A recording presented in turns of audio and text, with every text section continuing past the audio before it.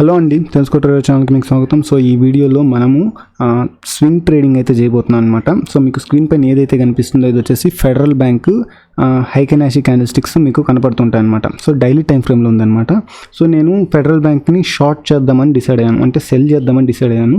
So పర్టికులర్గా federal బ్యాంక్ని ఎందుకు cell చేద్దాం అనుకుంటున్నాను, ఐసిఐసిఐ బ్యాంక్ సెల్ చేయొచ్చు కదా, ఇండస్ఇండ్ బ్యాంక్ సెల్ చేయొచ్చు కదా అంటే అది వ్యాలిడ్ క్వశ్చన్ కాదు. ఎందుకంటే మనకు ఏదైతే మనకు వ్యాలిడ్ అనిపిస్తుంది, అంటే మనం అనుకున్న అనాలిసిస్ ప్రకారం ఇది ఈ రేంజ్ నుంచి ఫాలో అవుతుందని నేను అనుకుంటున్నాను. ఆ స్ట్రక్చర్ అనేది నాకు ఫెడరల్ బ్యాంక్లో కనపడుతుంది. సో కాబట్టి నేను ఫెడరల్ బ్యాంకుని నేను సెలెక్ట్ చేసుకోవడం జరిగింది. సో ఇక్కడ స్టాక్ సెలెక్షన్ అంటూ ఏం లేదండి. సో నేను పాత వీడియోస్లో కూడా నేను చెప్తూనే వచ్చాను. సో నాకు నిఫ్టీ 100 స్టాక్స్ మీద నాకు ఒక గ్రిప్ ఉంది. అన్ని స్టాక్స్ మీద నేను చార్ట్ని స్టడీ చేస్తూ ఉంటాను అనమాట.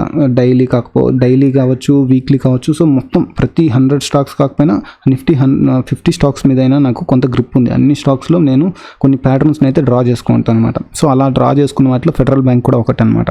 సో ఓకేనా. సో ఇప్పుడు మనకు ఫెడరల్ బ్యాంక్ అనేది నేను అనుకుంటున్న రెసిస్టెన్స్ జోన్కి దగ్గరగా వచ్చింది. సో ఓకేనా. సో ఈ జోన్ నుంచి ఫాలో అవుతుంది. సో డైరెక్షన్ అయితే టర్న్ అయితే అయింది. సో కాబట్టి నేను ఇక్కడ షార్ట్ చేద్దామని డిసైడ్ అయ్యాను. సో ఈ స్వింగ్కి హైలో నేను స్టాప్ లాస్ని అయితే పెట్టుకోవడం జరిగింది. సో నేను వచ్చేసి ఇక్కడ పర్టికులర్గా ఆప్షన్స్తో గేమ్ ఆడదాం అనుకుంటున్నాను. సో ఫస్ట్ నేను ఆప్షన్స్ ట్రేడ్ని అయితే ఎంటర్ అయిపోతాను. ఆ ట్రేడ్ని ఎంటర్ అయిపోయిన తర్వాత మీకు ఈ వీడియోని అయితే క్లియర్గా ఎక్స్ప్లెయిన్ చేసే ప్రయత్నం అయితే చేస్తాను. సో ఇక్కడ నేను వచ్చేసి నేకుడ్గా ఆప్షన్ సెల్లింగ్ అయితే చేద్దాం అనుకుంటున్నాను. సో కాబట్టి నేకుడ్గా ఆప్షన్ సెల్లింగ్ చేస్తే నాకు బ్రోకర్ అనేవాడు మార్జిన్ ఇవ్వడు. కాబట్టి దాన్ని కొంత హెడ్జ్ చేసి మార్జిన్ తగ్గించుకునే ప్రయత్నం అయితే చేస్తాను. సో ఫస్ట్ నేను ట్రేడ్లోకి అయితే ఎంటర్ అవుతున్నాను. సో ఎంటర్ అయిన తర్వాత నేను ఎలా ఎంటర్ అయ్యాను అనే దాని గురించి మాట్లాడతాను. సో నేను పర్టికులర్గా ఇక్కడ 88 కాల్ ఆప్షన్ అయితే నేను సెల్ చేద్దామని డిసైడ్ అయ్యాను. సో ఏ ప్రైస్లో 1.65లో ఓకేనా. సో నాకు దీన్ని సెల్ చేయాలంటే నాకు హ్యూజ్ క్యాపిటల్ అయితే కావాలి. సో నా దగ్గర ప్రజెంట్ అంత క్యాపిటల్ లేదు. నేను ఒక లో బడ్జెట్ ట్రేడర్ని అనుకుందాం ఓకేనా. సో కాబట్టి దాన్ని హెడ్ చేయడం కోసం నేను 100 కాల్ ఆప్షన్ అయితే తీసుకోవడం జరిగింది. దాన్ని నేను బై చేస్తాను. ఎంత క్వాంటిటీ బై చేస్తాను అనేది ఇక్కడ కీ అనమాట. సో నేను డబల్ క్వాంటిటీ నేను బయింగ్ చేస్తున్నాను అనమాట. సో కాబట్టి నాకు ఎంత అవుతుంది, 0.25 పైసా ప్లస్ 0.25 పైసా 0.50 పైసా నాకు అవ్వడం అయితే జరుగుతుంది అనమాట. అంటే నేను ఒక్కొక్క క్వాంటిటీ గురించి మాట్లాడుతున్నాను. ఇంటూ లాట్ సైజ్ చేసుకోవాల్సి వస్తుంది. మీకు లాట్ సైజ్ అనేది మీకు ఇక్కడ కనిపిస్తుంటుంది. సో ఇక్కడ నాకు 2 లాట్లు అనమాట. ఎంత క్వాంటిటీ వస్తుంది మనకు 20,000 క్వాంటిటీ వస్తుంది అనమాట 2 లాట్లు అంటే. కాబట్టి నేను ఫస్ట్ 20,000 క్వాంటిటీ 0.25లో నేను బయ్యింగ్ అయితే చేస్తున్నాను ఫస్ట్ ఓకేనా. సో బై ఆర్డర్ అయితే ఎగ్జిక్యూట్ అయిపోయింది. మన ఎంటర్ అయిన ప్రైస్ వచ్చేసి 0.30 పైసాకి మనకు బై ఆర్డర్ అయితే ఇచ్చేస్తారు రైట్. సో సెల్ ఆర్డర్ని అయితే ఎగ్జిక్యూట్ చేస్తున్నాను నేను. ఓకే, సెల్ ఆర్డర్లో నేను ఒక క్వాంటిటీని అయితే నేను ఎగ్జిక్యూట్ చేస్తున్నాను. Okay right. సో మనకు 1.60లో మనకు సెల్ ఆర్డర్ కూడా ఎగ్జిక్యూట్ అయితే అయిపోయింది క్లియర్గా. ఓకే. సో ఇక్కడ మీకు ఏవైతే ప్రాఫిట్ అండ్ లాస్ కనిపిస్తుందో దీని అయితే ఇగ్నోర్ చేసేయండి. ఎందుకంటే వాళ్ళు ఇక్కడ బై బిడ్డింగ్ ప్రైజు, ఇక్కడ వచ్చి ఆఫర్ ప్రైజు, ఈ ప్రైజ్ని క్యాలిక్యులేట్ చేసుకొని ఇక్కడ మీకు ప్రాఫిట్ అండ్ లాస్ని అయితే చూపిస్తుంటారు. సో మీకు ఇది ఎంటైర్గా చూసినట్లయితే మీకు క్లియర్గా లాస్ అయితే కనిపిస్తుంటుంది. మనం మేజర్గా మనం క్యాలిక్యులేట్ చేసుకోవాల్సింది ఏంటంటే మన ఎంట్రీ ప్రైస్ నుంచి ప్రజెంట్ ట్రేడ్ అవుతున్న ఎల్టీపీ ప్రైస్ ఎంత అనేది మాత్రం మనం క్యాలిక్యులేట్ చేసుకోవాలన్నమాట. సో మన ఎంట్రీ ప్రైస్ ఇది, మన ఎల్టీపీ ప్రైస్ అయితే ఇది ఓకేనా. సో మన ఎంట్రీ ప్రైస్ ఇది, మన ఎల్టీపీ ప్రైస్ ఇది. సో ఓకేనా. వీళ్ళు వచ్చేసి క్యాలిక్యులేషన్ వచ్చేసి బిడ్డింగ్ ప్రైజు ఆఫర్ ప్రైస్తో క్యాలిక్యులేట్ చేస్తారు. అందువల్ల మనకు ఇక్కడ లాస్ అనేది కనిపిస్తుంటుంది. అలాగే వీళ్ళు బ్రోకరేజ్ ఇక్కడ ఏదైతే ఉందో ఈ ట్యాక్సెస్ అనేవి కూడా వీళ్ళు ఇక్కడ యాడ్ చేస్తారు. కాబట్టి మనకి ఇక్కడ లాస్ అనేది హ్యూజ్గా కనిపిస్తుంటుంది అనమాట ఓకేనా. So right. సో ఇప్పుడు మనం పర్టికులర్గా ఇక్కడ డబుల్ క్వాంటిటీ, ఇక్కడ ఒక క్వాంటిటీ సెల్ చేయడానికి గల రీజన్స్ ఏంటి అనే దాని గురించి ఇక్కడ క్లియర్గా మాట్లాడదాం. సో ఇక్కడ మనం ఒకటి బై చేసాం ఓకేనా. ఒక లాట్ బై చేసిన దానికి 30 పైసా, 2 లాట్లు బై చేసిన దానికి 0.60 పైసా ఓకేనా. సో ఈ 0.60 పైసా అనేది మన చేతిలోంచి మనం ఖర్చు పెట్టడం అయితే జరిగింది. సో ఇక్కడ కాల్ ఆప్షన్ సెల్ చేసిన దానికను మనం 1.60 పైసా మనం కలెక్ట్ చేయడం జరిగింది. సో నెట్ తీస్తే మనకు 1 రూపీ వస్తుందండి ఓకేనా. సో నెట్ తీస్తే మనకు ఎంత 1 రూపీ వచ్చింది. కాబట్టి ఆ 1 రూపీ అనేది ఈ యొక్క స్ప్రెడ్కి సంబంధించి మనం తీసుకున్న క్రెడిట్ అవుతుంది అనమాట ఓకేనా. ఇది వచ్చేసి బేర్ కాల్ స్ప్రెడ్ స్ట్రాటజీ అనమాట ఓకేనా. కాకపోతే మనం డబల్ ద క్వాంటిటీ లాట్స్ని డబల్ క్వాంటిటీ సెల్ చేయడానికి కారణం ఏంటనేది కూడా మీకు చెప్తాను. సో అది బ్రోకరేజ్ అంటే మన బ్రోకర్ మనకు మార్జిన్ ఇవ్వడం కోసం మనం దాన్ని సెల్ చేసామన్నమాట. సో అది యాక్చువల్గా హెడ్జింగ్ పర్పస్, అలాగే బ్రోకర్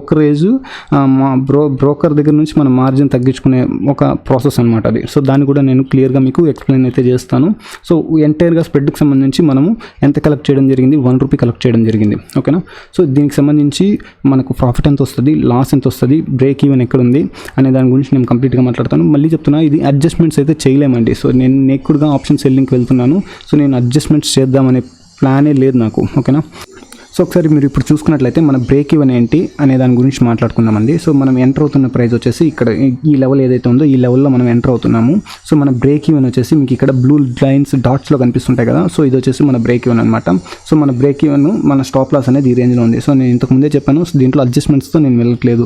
సో అడ్జస్ట్మెంట్స్ చేయడానికి అది వేరే స్ట్రాటజీస్ ఉంటాయండి. సో ఇది వచ్చేసి ప్లెయిన్ స్ట్రాటజీ, స్టాప్ లాస్తో ఎంటర్ అవుతాం, స్టాప్ లాస్ ట్రిగ్గర్ అయితే ఎగ్జిట్ అయిపోతాం. సో దీంట్లో ఉన్న అడ్వాంటేజ్ ఏంటంటే సో మన బ్రేక్ ఈవెన్ ఇక్కడ ఉంది. సో మన ఎక్స్పైరీ లోపు మనకి బ్రేక్ ఈవెన్ కంటే కింద ఎక్కడున్నా మనం ప్రాఫిట్లోనే ఉంటాం, అదొకటి. సెకండ్ థింగ్ ఏంటంటే మనం అనుకున్న టార్గెట్ రీచ్ అవ్వాల్సిన పని లేదండి. సో ఇక్కడ సైడ్లో కన్సాలిడేట్ అయినా మనకు ప్రాఫిట్ వస్తుంది. అలా కాకుండా సో మనకు ఒక్కసారిగా ఈ లెవెల్కి వచ్చినా కానీ, సో ఇక్కడ మీకు ఏ లెవెల్ అయితే ఉందో 77, సో ఈ లెవెల్కి వచ్చినా మనకు ఎంత మనకు ప్రాఫిట్ ఎంతైతే రావాల్సి ఉందో ఈ స్ట్రాటజీకి సంబంధించి అంత ప్రాఫిట్ మనకు ఈ లెవెల్కి వెళ్ళక ముందే వచ్చేస్తాయి అన్నమాట. అలా కాదు, సో ఇలా కొంత కిందకు ఫాలో అయ్యి ఈ లెవెల్లోనే ట్రేడ్ అవుతుంది అనుకోండి, సో మనకు టైం డికే ప్లేలోకి వచ్చి సో ఎక్స్పైరీ డే కంటే ముందే కూడా మనకు ప్రాఫిట్స్ అయితే రావడం జరుగుతుంది అనమాట. సో ఓకేనా, 10,000 ప్రాఫిట్ మనకి ఇక్కడ వచ్చేస్తుంది. ఈ స్ట్రాటజీకి గాను మనకు ఎలాంటి ప్రాఫిట్స్ ఉంటాయి అనే దాని గురించి సంబంధించి నేను పే ఆఫ్ గ్రాఫ్కి తీసుకెళ్తాను. పే ఆఫ్ గ్రాఫ్ కంటే ముందు బ్రోకరేజ్ గురించి మాట్లాడదాం. బ్రోకర్ మీ దగ్గర నుంచి ఎంత కలెక్ట్ చేస్తాడు, బ్రోకర్కి సంబంధించిన ఇష్యూస్ గురించి ఫస్ట్ మాట్లాడదాం అండి. సో ఒకసారి మీరు ఇక్కడ చూసినట్లయితే మీరు 88 కాల్ని సెల్ చేసిన దానికి గాను మీ దగ్గర ఎంత మార్జిన్ ఉండాలంటే 2,08,000 రూపీస్ వరకు మీకు ఉండాలన్నమాట. 2 lakhs వరకు మీకు ఉంటే కానీ మీరు ఈ కాల్ని అయితే సెల్ చేయలేరు. ఓకేనా, సో దాన్ని హెడ్జ్ చేయడం కోసం మనం ఇక్కడ డబల్ ద క్వాంటిటీ కొనడం అయితే జరిగిందనమాట. ఓకేనా, సో ఎప్పుడైతే డబల్ ద క్వాంటిటీ కొన్నామో సో మన బ్రోకర్ మన దగ్గర నుంచి 5,000 అడిషనల్గా తీసుకుంటాడు. సో అడిషనల్గా 5,000 తీసుకొని మనకు మార్జిన్ అయితే ప్రొవైడ్ చేయడం జరుగుతుంది. సో మార్జిన్ అనేది ఎంత తగ్గిస్తాడో చూడండి, 81,000కి అయితే మనకు తగ్గించడం అయితే జరుగుతుంది. ఓకేనా, సో ఇప్పుడు ఆన్ స్పాట్ మన దగ్గర 81,000 ఉంటే ఈ ట్రేడ్ని ఎగ్జిక్యూట్ చేసేయచ్చు అనమాట. ఓకేనా, సో 81,000 మీ దగ్గర ఉంటే సో ఈ స్ట్రాటజీని అప్లై చేయొచ్చు. సో దీనికి కాను మనకు వచ్చేది 10,000 మాత్రమే. ఓకేనా, దానికి సంబంధించి పే ఆఫ్ గ్రాఫ్ కూడా నేను చూపిస్తాను. సో రిటర్న్ ఆన్ ఇన్వెస్ట్మెంట్ ఎంత అంటే 12% అండి. ఓకేనా, సో 81,000 మనం పెట్టి ట్రేడ్లోకి ఎంటర్ అయితే మనకు మ్యాక్స్ ప్రాఫిట్ వస్తేనే 12% మన రిటర్న్ ఆన్ ఇన్వెస్ట్మెంట్. ఓకేనా, సో ఈ క్యాపిటల్ మీ దగ్గర లేకపోతే ఈ ట్రేడ్ని మీరు ఎట్టి పరిస్థితిలో చేయలేరు అనమాట. సెకండ్ థింగ్ ఏంటి, అడ్జస్ట్మెంట్స్ ఎట్టి పరిస్థితిలో నేను చేయదలుచుకోలేదు. అడ్జస్ట్మెంట్స్ చేయలేము, ఎందుకంటే నేకుడ్ ఆప్షన్ సెల్లింగ్ చేస్తున్నాము. సో డైరెక్షన్ అనేది కూడా టాప్ సైడ్ ఉంది. అది కనుక స్టాక్లో కనుక అడ్జస్ట్మెంట్స్ చేస్తే అడ్జస్ట్మెంట్ ఫెయిల్ అయితే అది ఇంకా డ్రాస్టిక్గా లాసెస్ని క్రియేట్ చేయడానికి ఛాన్సెస్ ఉంటాయి. కాబట్టి సో నేను ఎంటర్ అవుతున్నప్పుడు నేను అడ్జస్ట్మెంట్స్ చేయకూడదు, స్టాప్ లాస్ ఎగ్జిట్ అవ్వాలనే ఉద్దేశంతో ఎంటర్ అవుతున్నాను అనమాట. సో ఇది ఈ రెండు విషయాలు నేను క్లియర్గా కరాఖండిగా చెప్పేస్తున్నాను. సో ఇప్పుడు మనము పే ఆఫ్ గ్రాఫ్లోకి అయితే వెళ్దాం. Okay, so pay of graph మీరు చూసినట్లయితే సో మీరు ఒకసారి మనం ఎంటర్ అయిన ప్రైజెస్ మీకు ఇక్కడ క్లియర్గా కనిపిస్తాయి. 88 కాల్ని వచ్చేసి 1.6 పైసాలో మనము సెల్ చేయడం అయితే జరిగింది. మనం నెక్స్ట్ 2 బై చేసాం. ఇక్కడ మనకు 0.60 అనేది మనకు బయ్యింగ్కి పోతుంది. నెట్ వచ్చేసి మనకు 1 రూపీ కలెక్ట్ చేసినట్లు అనమాట. ఓకేనా, సో రైట్. సో మన పే ఆఫ్ గ్రాఫ్ ఇలా ఉంటుంది కదా, సో దీంట్లో మనం అంతా గమనించకూడదు అనమాట. సో మనకు కావాల్సిన పార్ట్ అనేది ఇక్కడ ఉంటుంది. ఓకేనా, సో ఈ పార్ట్ని మాత్రమే మనం చూడాలి. సో మనం చేస్తున్నది వచ్చేసి నేకుడ్గా ఆప్షన్ సెల్లింగ్. ఓకేనా, సో ఆ ఆప్షన్ సెల్లింగ్కి మనకు అయ్యే margin 2 lakhs rupees, 2 lakh rupee మార్జిన్ని తగ్గించుకోవడం కోసం మనం అడిషనల్గా బయ్యింగ్ చేసాం. అది మన పే ఆఫ్ గ్రాఫ్ని డిస్టర్బ్ చేస్తుంది. సో మన మైండ్లో అవి ఏవి ఉండకూడదు. ఓకేనా, సో మనకి ఈ పార్ట్ మాత్రమే ఉండాలన్నమాట. సో మనకు వస్తే మ్యాక్స్ ప్రాఫిట్ ఎంత వస్తుంది, 10,000 వస్తుంది. ఓకేనా, సో లాస్ అనేది అన్లిమిటెడ్ ఇక్కడ. ఓకేనా, సో మీకు లిమిటెడ్గా కనిపించేమో కానీ జూమ్ అవుట్ చేస్తే చార్ట్, బట్ మ్యాక్స్ లాస్ అనేది అన్లిమిటెడ్ కిందే ఉండండి. సో మీరు ఇక్కడ మైండ్లో ఉండాల్సింది నేకుడ్గా ఒక కాల్ని సేల్ చేసామని మాత్రమే మీరు మైండ్లో పెట్టుకోవాల్సి ఉంటుంది అనమాట. సో ఫెడరల్ బ్యాంక్ ఇక్కడ నుంచి పడుతుంది, 88 కాల్ని సెల్ చేసాం. ఓకేనా, సో ఇక్కడ ఏదైతే బై చేశారో ఇది ట్రిక్.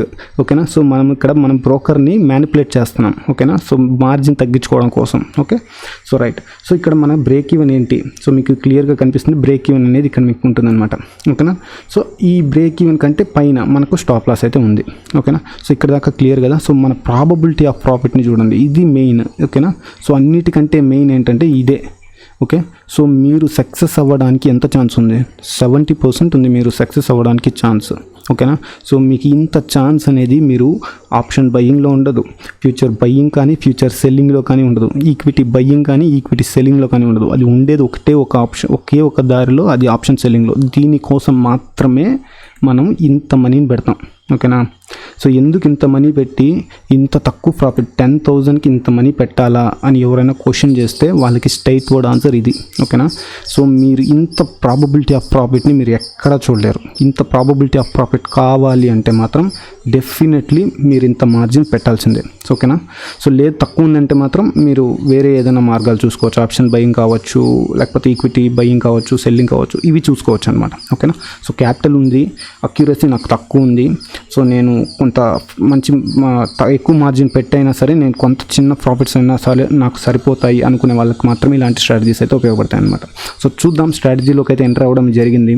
సో తర్వాత ఎలాంటి సిచ్యువేషన్స్ ఉంటాయి, ఆ తర్వాత ఈ నిఫ్టీ ఈ ఫెడరల్ బ్యాంక్ మూవ్ అవుతుంటే మనం ఎలాంటి మూవ్స్ తీసుకోవాలి, అంటే అడ్జస్ట్మెంట్కి సంబంధించి కాదు, ఎగ్జిట్ అయిపోవాలా లేకపోతే హోల్డ్ చేయాలా, సో చార్ట్ని ఎలా స్టడీ చేయాలి, ఇవన్నీ కూడా నేను మాట్లాడతాను. సో ఇది స్వింగ్ కాబట్టి అంత ఈజీగా కాదండి. ఈరోజు డేట్ అనేది మనకు 14th జూన్ మండే. ఓకేనా. సో ట్రేడ్ తీసుకోవడం జరిగింది. సో ఇది ఎప్పటికి ఎండ్ అవుతుంది, మనకు డెడ్ లైన్ వచ్చేసి జూన్కి ఉంది. సో ఓకేనా, ఒకవేళ జూన్ వరకు, ఆ జూన్ ఎక్స్పైరీ డే వరకు ఎలాంటి సిచ్యువేషన్స్ ఉంటాయి, ఆ టైంకి ఎలాంటి ప్రాఫిట్స్ ఉంటాయి అనేది కూడా నేను క్లియర్గా వీడియోలో అయితే ఎక్స్ప్లెయిన్ చేస్తాను. ఈరోజు డేట్ వచ్చేసి మనకు 6th జూన్ అనమాట. టైం వచ్చేసి మనకు అప్రాక్సిమేట్లీ 3 o'clock అయితే అవుతుంది. సో మనం వచ్చేసి June 14th రోజు ఫెడరల్ బ్యాంక్లో ట్రేడ్ అయితే తీసుకున్నాం. ఓకేనా. సో మధ్యలో గ్యాప్ అయితే వచ్చింది. సో ఈ గ్యాప్లో మనకు ఎక్కడైనా ట్రేడ్లో మీకు ఎక్స్ప్లెయిన్ చేసే సిచ్యువేషన్ ఏదైనా వచ్చిందంటే ఎక్కడ రాలేదండి. సో ప్లెయిన్గా ఉంది చార్ట్ అనేది. సో ఒకసారి మీరు చూడొచ్చు, మీకు స్క్రీన్ పైన కనిపిస్తుంది కదా.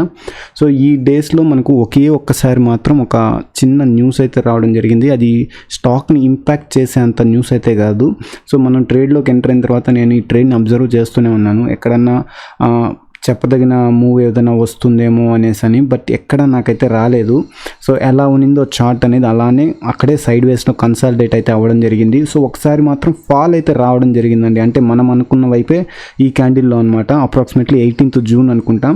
సో మంచి ఫాల్ అయితే వచ్చింది, బట్ అప్పుడు ప్రీమియం అనేది కొంతవరకు డికే కాలేదు. బట్ సో చూపించాల్సినంత చెప్పుకోదగినంత మూవ్ అయితే కాదు అది. సో అందువల్ల నేను అక్కడేం మూవ్ చేయలేదు.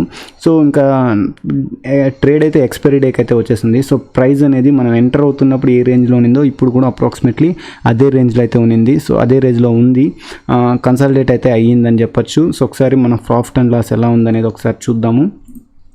సో ఒకసారి మనకు చూసుకున్నట్లయితే మనకు మ్యాక్స్ ప్రాఫిట్ ఎంత అయితే అనుకున్నామో మనం స్ట్రాటజీలోకి ఇన్వాల్వ్ అవుతున్నప్పుడు 10,000 రూపీస్ మనకు మ్యాక్స్ ప్రాఫిట్.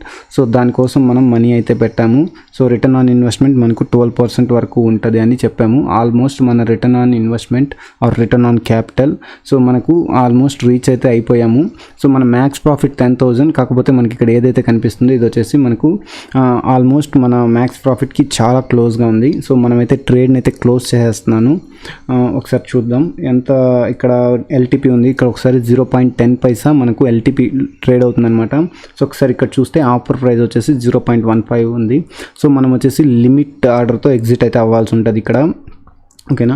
సో ఫస్ట్ మనం ఏదైతే సెల్ చేసామో దాన్నే ఫస్ట్ ఎగ్జిట్ అవ్వాల్సి ఉంటుంది మీరు ఒరిజినల్ పొజిషన్ తీసుకున్నట్లయితే, ఎందుకంటే మనం ఇక్కడ బ్రోకర్ని అయితే మ్యానిపులేట్ చేసాం కాబట్టి. ఓకేనా. సో ఇక్కడ మనకు లిమిట్ ఆర్డర్ అయితే వాళ్ళు ఇవ్వరండి ఎగ్జిట్ అవ్వడానికి. ఓకేనా. సో మనం వచ్చేసి మాన్యువల్గా ఎంటర్ చేయాల్సి ఉంటుంది. ఓకే. సో మనమైతే స్టాప్ లాస్ని పెడదాము. సో స్టాప్ లాస్ అనేది ప్రజెంట్ ట్రేడ్ అవుతున్న ఎల్టీపీ ప్రైస్కే పెట్టాను. సో అది వచ్చేసి 10 పైసాలో మేబీ ట్రిగ్గర్ అయ్యి ఉండొచ్చు, చూద్దాము. మనం స్టాప్ లాస్ పెట్టినా కూడా మనకు అది 0.15లోని ట్రిగ్గర్ అయితే అవ్వడం జరిగింది. ఓకే. సో ఈ ప్రైస్ ఆల్మోస్ట్ ఇంకా స్టాప్ లాస్ పెట్టినా కూడా మేబీ ఆ ప్రైస్కి అయితే ట్రిగ్గర్ అవుతుంది. సో అది మార్కెట్ ప్రైస్కే ట్రిగ్గర్ అవుతుంది. ఓకే. సో ఈ కాల్ అనేది అవుట్ ఆఫ్ ద మనీలో కొంత డిస్టెన్స్లో ఉండడం కారణంగా మనకి ఇక్కడ పొజిషన్ అయితే ఎగ్జిక్యూట్ కాలేదు. ఎందుకంటే మనకి ఇక్కడ మనం ఆప్షన్ని మనం క్లోజ్ చేద్దాం అనుకుంటే మనకు ఆపోజిట్లో బయ్యర్స్ లేర్ అనేది మనకి ఇక్కడ చూపిస్తుంది క్లీన్గా, ఒకసారి మీరు చూడొచ్చు. సో ఇలాంటి సిచ్యువేషన్ మనకు ఒరిజినల్ పొజిషన్లో వచ్చినప్పుడు అయితే దీన్ని జస్ట్ హోల్డ్ చేయొచ్చు, ఎందుకంటే ఇది మనకు బయింగ్ పొజిషన్. ఓకేనా. సో మీరు యాక్చువల్గా అయితే ఒరిజినల్ పొజిషన్లో మీకు ఖచ్చితంగా మీకు ట్రేడ్ బుక్లో చూపిస్తూ ఉంటుంది ఎక్కడ బయ్యర్స్ ఉన్నారు అని. మనకు దీంట్లో అంత ఫెసిలిటీ ఉండదు కాబట్టి సో దీంట్లో మనం వదిలేస్తున్నాను పొజిషన్ అయితే. బట్ మీకు ఒరిజినల్ పొజిషన్లో అయితే మీకు బయ్యర్స్ ఎక్కడ ఎక్కడ ఉన్నారు, సెల్లర్స్ ఏ ప్రైస్లో ఉన్నారు అనేది మీకు క్లియర్గా చూపిస్తుంటారు మీ బ్రోకరు. ఇన్ కేస్ అలా లేకపోయినా సరే మీరు ఆ పొజిషన్ని హోల్డ్ చేయడం ద్వారా మీకు వచ్చే లాస్ అయితే ఏం లేదు, ఎందుకంటే మోస్ట్లీ దాంట్లో మీకు రికవర్ అయిపోయి ఉంటుంది మీ ప్రాఫిట్ అనేది. సో మీకు ఎప్పుడైతే మార్కెట్ ఓపెన్ అవుతుందో అప్పుడు మీరు ఈ పొజిషన్ని కూడా క్లోజ్ చేసేయచ్చు. సో దీనివల్ల పెద్ద నష్టం అయితే రాదు. సో మనకు మేజర్ లాస్ అంతా కూడా సెల్ చేసిన పొజిషన్ హోల్డ్ చేయడం ద్వారానే. సో మనం సెల్ చేసిన పొజిషన్ ఏదైతే ఉందో అది క్లోజ్ అయితే చేసాం. బట్ ఈ చిన్న ప్రాబ్లం అయితే ఉంటుంది, లిక్విడిటీ ఇష్యూ అంటారు దీన్ని. Okay, no problem. సో ఇక్కడ ఒకసారి మనం చూసుకుంటే మనం మాట్లాడాల్సింది ప్రాఫిట్ గురించి అండి. సో మనకు మ్యాక్స్ ప్రాఫిట్ అయితే రావడం జరిగింది. సో ఒకసారి మీరు చార్ట్ని చూడండి. మనం అనుకున్న డైరెక్షన్లో అసలు స్టాక్ అనేది అసలు మూవే కాలేదండి. మనం ఎంటర్ అయిన పొజిషన్లో అక్కడ మాత్రమే ఉన్నిందనమాట. సో ఇందుకే మనం ఆప్షన్ సెల్లింగ్ చేయాల్సి వస్తుంది అనమాట. ఆప్షన్ సెల్లింగ్ ఇందుకే మనం తీసుకుంటాం అనమాట. సో ఒకవేళ మీరు ఫ్యూచర్స్ మీరు ఇక్కడ ట్రేడ్ చేస్తున్నా సరే మీకు ఫ్యూచర్స్ అనేటివి ఖచ్చితంగా డైరెక్షనల్లో వెళ్ళుండాలి. సో ఆ డైరెక్షన్లో వెళ్ళకపోయింటే ఇప్పుడు మనం ఎంటర్ అయిన ప్రైస్ నుంచి చూస్తే ఇప్పుడు మనం యాక్చువల్గా లాస్ట్లో అయితే ఎండ్ అయింటాం అనమాట. సో మీరు ఈక్విటీలో చేస్తున్న ఈ ట్రేడ్ లాస్ట్లోనే ఎండ్ అయింటారు. సో అసలు మీరు ఇంకా వేరే ఏ మెథడ్లో చేస్తున్నా మీరు లాస్ట్లోనే ఎండ్ అయింటారు. మనము ఇక్కడ ఆప్షన్ సెల్లింగ్లో వెళ్ళాం కాబట్టి మనకు ఇక్కడ మనం అనుకున్న ప్రాఫిట్ అంటే మనకు చిన్న ప్రాఫిట్ కూడా కాదండి, మ్యాక్స్ ప్రాఫిట్ ఏదైతే మనం అనుకున్నామో అంత ప్రాఫిట్ అయితే మనకు రావడం జరిగింది. సో ఓకే ఆప్షన్ సెల్లింగ్ అనేది ప్రాఫిటబుల్ అయితే డైరెక్ట్ ఆప్షన్ సెల్లింగ్ చేయొచ్చు అంటే కాదండి. సో ఫస్ట్ మనకు చార్ట్ అనేది క్లియర్గా అర్థం కావాలి. సో నేను మీకు ఈ ట్రేడ్ తీసుకునే ముందు కూడా నేను మీకు క్లియర్గా చెప్పింది ఏంటంటే, సో ఫస్ట్ నేను చార్ట్లో నాకు స్ట్రక్చర్ ఏంటి అంటే నాకు ఈ స్టాక్ ఏ డైరెక్షన్లో వెళ్తుంది అని నేను ఫస్ట్ డిసైడ్ అవ్వాల్సి ఉంటుంది. ఓకేనా. సో ఇది డైరెక్షనల్ ట్రేడ్. సో నేను ఫస్ట్ అనుకున్నాను ఇది బేరిష్ మూవ్ అయితే రాబోతుంది దీంట్లో అనుకున్నాను. బట్ బేరిష్ మూవ్ రాలేదు, కాకపోతే కొంత కన్సాలిడేట్ అయింది. ఓకేనా. ఫస్ట్ థింగ్ ఏమంటే మనము చార్ట్లో క్లీన్గా మనకు ఒక స్ట్రక్చర్ అనేది అర్థం కావాలి, ఒక డైరెక్షన్ అయితే అర్థం కావాలండి ఇలాంటి ట్రేడ్స్ తీసుకునేటప్పుడు. సో ఈ వీడియోలో మేము చేసిన ఈ స్వింగ్ ట్రేడింగ్ కనుక మీకు నచ్చినట్లయితే వీడియోని అయితే తప్పకుండా లైక్ చేయండి, ఛానల్ని అయితే సబ్స్క్రైబ్ చేసుకోండి ఫ్రెండ్స్. మీకు ఏదైనా ఈ ట్రేడ్కి సంబంధించి డౌట్ ఉన్నట్లయితే కింద కామెంట్ సెక్షన్లో కామెంట్ అయితే చేయండి.